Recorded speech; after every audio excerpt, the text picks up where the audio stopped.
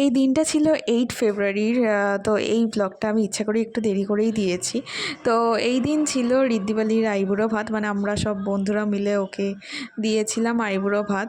তো যাই হোক, এখানে আমি রেডি হয়ে গেছিলাম, আর আমরা এই জিনিসটা করেছিলাম একটু রাতের দিকেই করেছিলাম, কারণ রাতের দিকে সবাই ফ্রি ছিল, তাই জন্য করেছিলাম।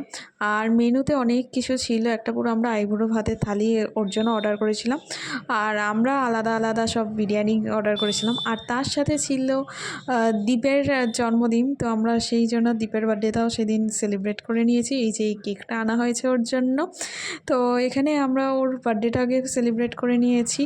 আর তারপরে ওর আইবুড়ো ভাতটা, তো আমরা যে এই আইবুড়ো ভাত করছি, মানে ভাবতেও অবাক লাগে যে একটা বন্ধুর আইবুড়ো ভাত।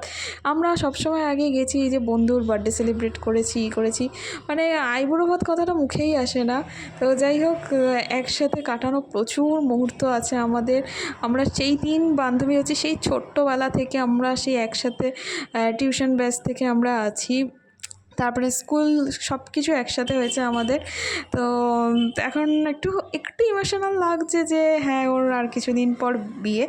হ্যাঁ, তোমরা যতদিন এই ব্লগটা দেখছো ওর কিন্তু বিয়ে হয়ে গেছে, তো ওর বিয়ের পরেই আমি এই ব্লগগুলো সব ছাড়ছি।